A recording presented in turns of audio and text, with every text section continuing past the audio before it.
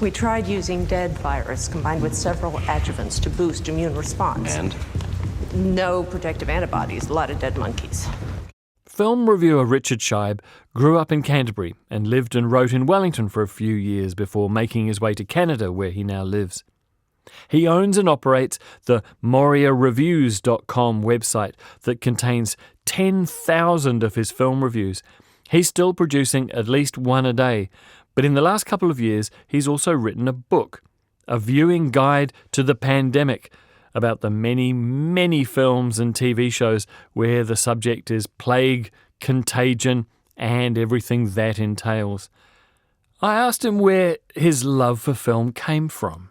Now, you have to remember, I grew up in a religious cult where TV and film and radio were forbidden.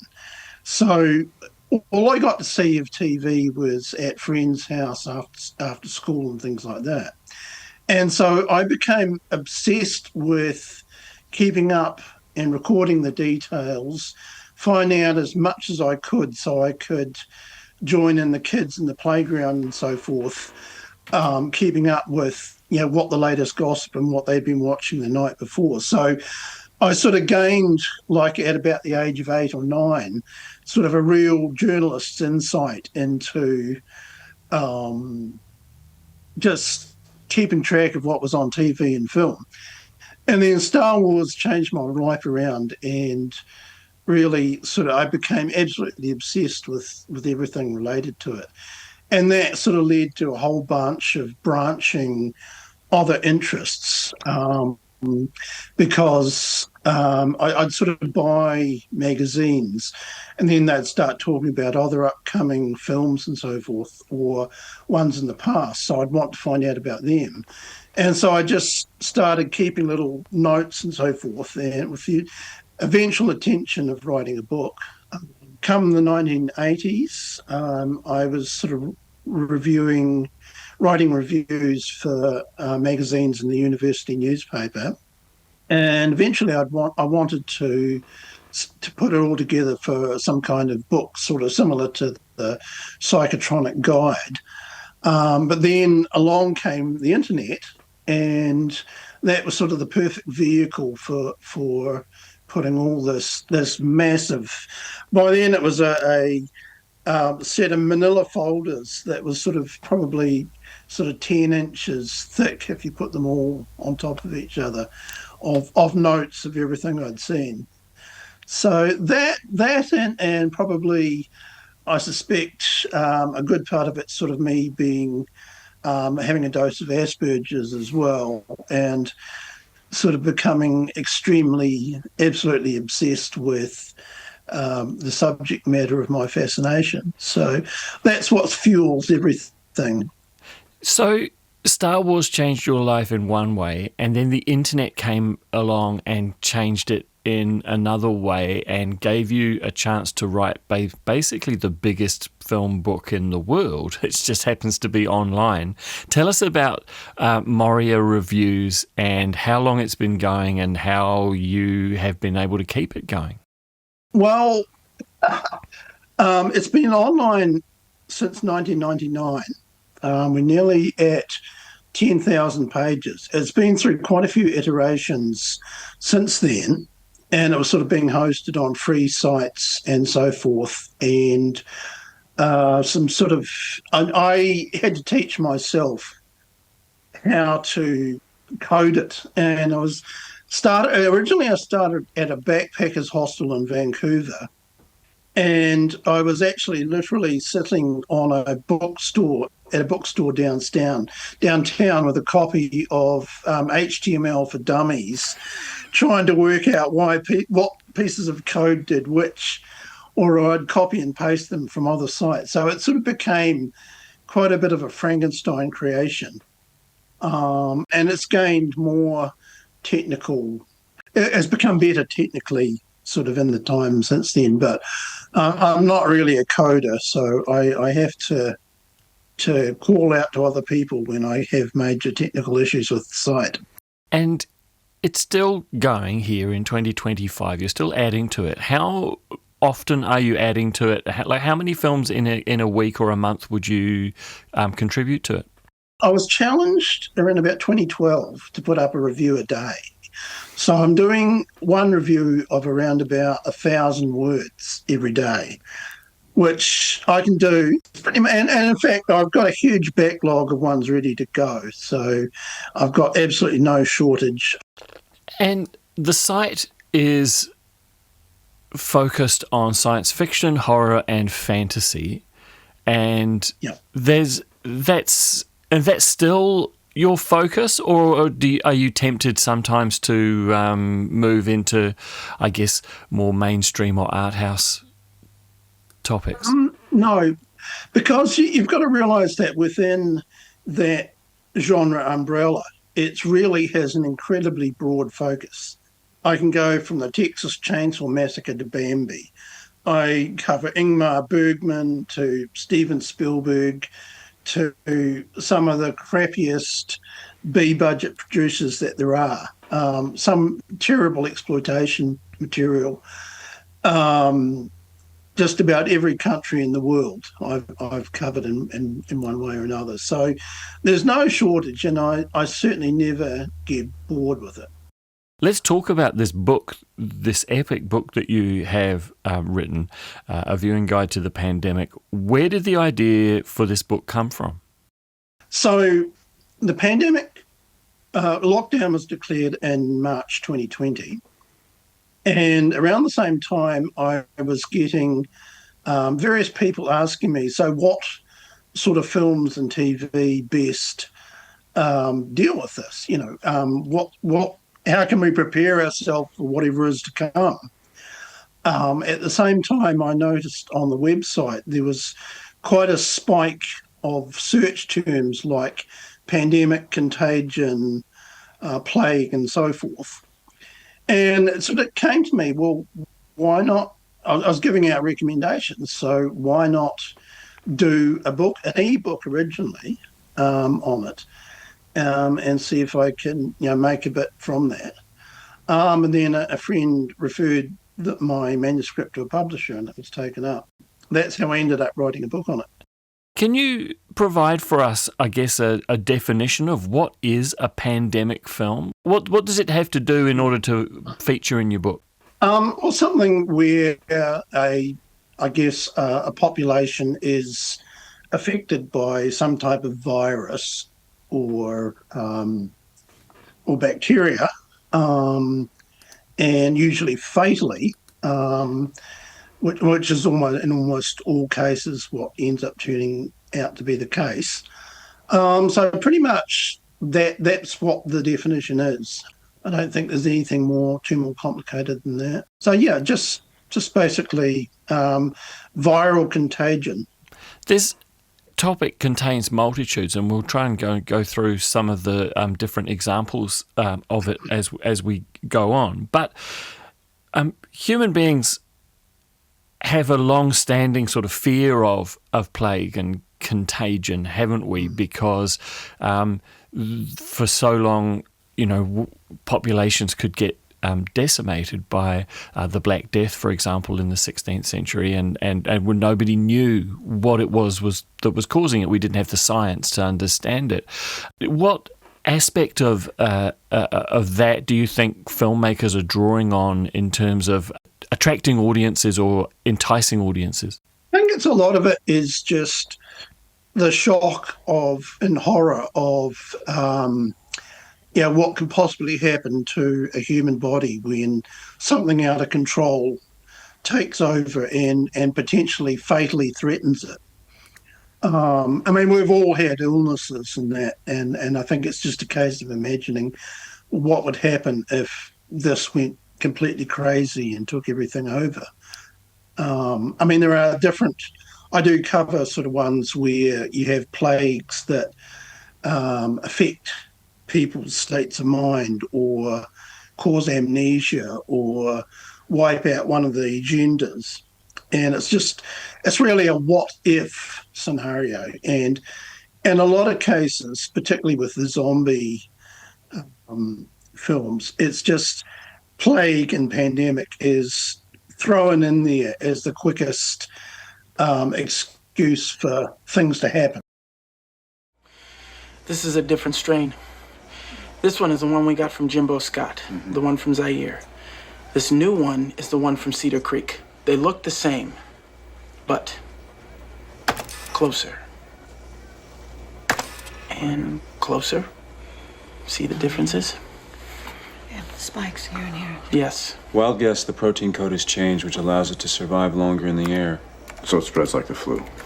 Okay, Casey, tree of death. All right, assuming that the new strain originated with Seaward, bing, bang, bong, he infects the whole theater. Go back further. All right, he's a medical worker. Now, Dr. Maselli tells us that he was sprayed with a blood sample taken from Rudy Alvarez. And Alvarez tells us what? Zip, he was dead before we got here. But listen, Alvarez died of the original strain. Seaward died of the new strain. Now, these are too close together on the tree for the virus to have suddenly spontaneously mutated. So I think that the host animal is carrying both strains. Pretty good. Pretty good. Alvarez, Jimbo, what's the connection? I can't find one. Wait. Alvarez worked at a pet store. Pet store? Yeah. I'm just learning this now? We just got it, Sam. Jesus, if the host is there and Casey's right, then it's carrying antibodies to both strains. I'm at the pet store. So, you're gonna get on a new strain right from scratch? Casey, blood test. Right away. But a lot of it, particularly in the 1990s, 2000s, we saw quite an uptick of films dealing with Ebola, the bird flu. And a lot of these were just people alighting on something that was in the headlines at the time and trying to make something scary out of it, and sort of make a few dollars by exploiting something that's topical and in the news. There were competing Ebola films, weren't there, in the 90s? Yeah, quite a lot of them.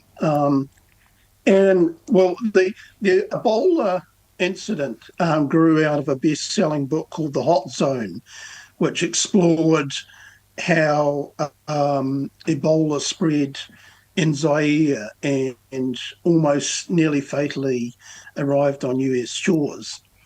The book was going to be adapted, but never was. But there was a big high-profile film called Outbreak, and that led to quite a number of other films on the subject of Ebola that were around for a few years. And then along came the bird flu, and so there were films on that, not nearly as many.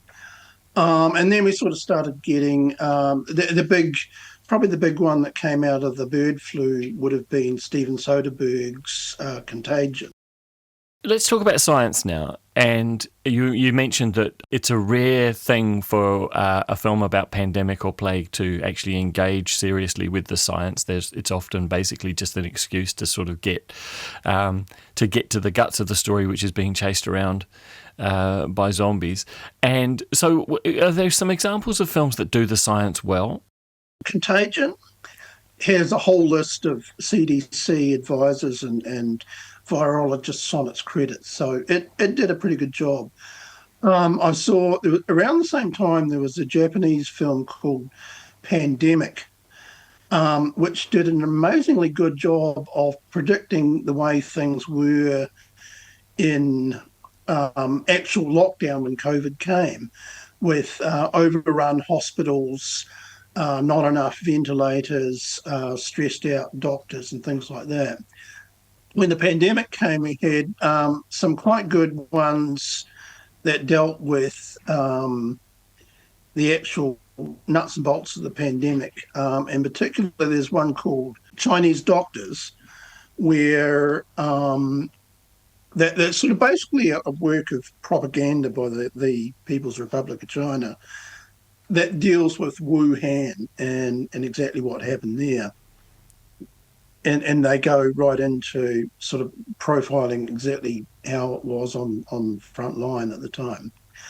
And I would also say there's been one or two based on real life incidents works, like the Hot Zone mini-series, the Sudbury poisonings, which is a real life biowarfare incident.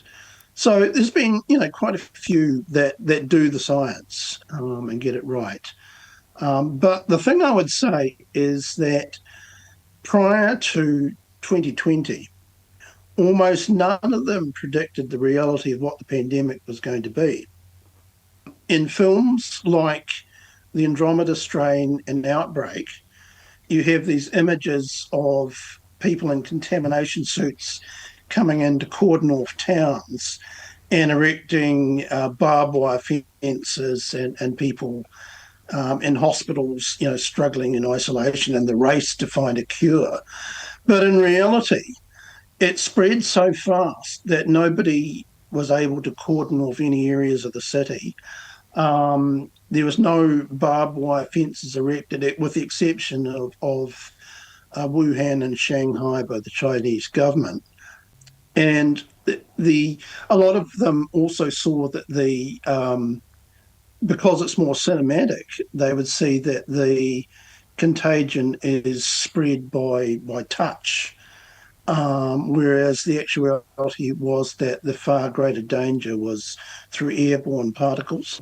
So there's a few that do the science, but there's a lot that do not, and a lot that have sort of patently ludicrous sort of medicine in them. I'm by no means a medical expert, so don't quote me too much here. But when you sort of have people undergoing entire physical bodily meltdowns within about 30 seconds of contacting an infected person, it seems rather absurd, which you do get in some films. Another thing that I noticed going through the book is the intersection between plague and pandemic and kind of conspiracy theory films, that the idea of something escaping from government control or biological weapons. Even the Rebel Wilson comedy Bride Hard starts with her as a secret agent attempting to prevent the transfer of a biological weapon to nefarious foreign powers. Like, it's just a kind of go-to fear, isn't it, for so many of us? Well, in a lot of action films and thrillers, the sort of what Hitchcock called a MacGuffin, which is namely the sort of a device. It doesn't even need to be seen or brought into action, but it's the device around which all of the action takes place. So it's in a lot of thrillers, it's either a vial of some type of contaminant or else a nuclear weapon. And there are a huge number of works that where you get similar things to that happening. Even New Zealand made one in the 1980s, Shaker Run, one of our most fondly remembered films. That was the MacGuffin in that was a biological weapon. Yeah, that's in the book as well. Actually, there's quite a few New Zealand films in there. I think one of the absolute best works on pandemic is Vincent Ward's The Navigator, which is set during the Black Death with people travelling, creating a tunnel and travelling through it and ending up in present-day Auckland as a means of delivering the village from the Black Death. There's a few good Kiwi works in there. We talked a bit about science and films that sort of attempt vaguely to be founded in some kind of reality, but a lot of the most entertaining pandemic and plague films bear no relation to any of that. What are some of your favourite extreme pandemic and plague films? What are the ones that you go, oh, you've done something really cool with this? I do quite enjoy a bunch of films that I deal with in a chapter under madness-inducing pandemics, where basically some type of contagion causes the entire population of a town or city to go nuts. And there was one I saw right during the midst of the pandemic from Taiwan called The Sadness, which just goes completely insane with people jumping out of balconies and stabbing each other in the eyeball and these sort of the Prime Minister of Taiwan even shoves a hand grenade down a rival politician's throat at one point. And it was such an insane film. I loved it. It just went completely nuts with it. And I've really enjoyed some of the other ones in that field. Mayhem is another one. Your Mum and Dad is another one. Or some of the ones about blindness, another international production about a plague that causes people to go blind, and it sort of becomes a scenario where they're all imprisoned in a sort of a containment area where the society falls down and is sort of taken over by dictatorial figures. So I enjoyed that. Let's talk about the pandemic itself, the COVID pandemic, the 2020 and onwards. And one of the things that we know about exploitation movie makers if there's one thing we know about them, it's they will try and exploit the zeitgeist as fast as they possibly can. Are there any films that were made during the early part of the pandemic that kind of understood what was going on, or were just plain entertaining about it? I mean, it was so much fear. There was so much fear involved. Exactly, yes. Well, the funniest was one called Corona Zombies, which was put together by this low-budget producer-director called Charles Band. And he got it out within a month of, got the entire film out within a month of the lockdown being declared in the US. And basically it rehashes old footage from old films. But and it's a cheesily ridiculous film, but he was there and was the first to do so. There were quite a lot of better ones that came after that. I mean, for a while, there was a lot of films that came out that were made during lockdown, which were usually a filmmaker with their friends and family, shooting in their bubble in their own home.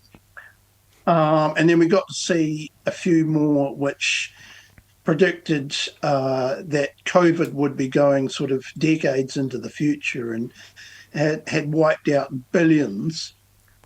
And then there was quite a lot of films made during it. In fact, I devote about 3-4 chapters to all the ones that came out. And they range from sort of frontline medical dramas to comedies, zombie films, as mentioned, and a lot of just sort of small personal dramas set in people's homes and imagining, whether they've become infected or whatever. That's right. The isolation of lockdown was a really big factor for a lot of people, and that brought its own fears in terms of how human beings might cope with that isolation long term in terms of their mental health, right? Yeah. In fact, there was even an anthology of short films called Isolation, which consists entirely of short pieces made during lockdown. And, there were a lot of them, even romantic films made during lockdown. People trapped together, finding an attraction. I wonder whether what we've learnt about how we coped or didn't cope, some of us, during the pandemic, whether that's informing future pandemic and plague films. Like, is there a post-COVID wave of films coming? What I am seeing is films about pandemics that are very clearly informed by the COVID pandemic. Before the pandemic, all the films on TV were imagining what's going to happen and often quite inaccurate about it. But now we have, because before that, people in the Western world had not actually lived through a pandemic. The last one was the Spanish flu in the 1910s. Smallpox was around, but was eradicated in, I think, the 1970s. And I mean, Ebola and others hadn't travelled out of Africa. AIDS was a pandemic, but nobody really saw it in the same way that they saw the Spanish flu or Ebola or any of the others. Now we go to the actual pandemic, and we've got people who have lived through it, lived through lockdown, had relatives affected, died, or whatever. And so the imagery of it is feeding back into the films that they're making. A lot of them, we see repeated images now of supermarket shelves empty is a really common image. And but the whole film where we see the contamination suit people coming in, I think is going to be a thing of the past now. We've discovered, haven't we, that there's no greater horror than no toilet paper. Yes. Richard's book, A Viewing Guide to the Pandemic, is published by Head Press and can be ordered online from headpress.com, or you can contact your friendly local bookseller.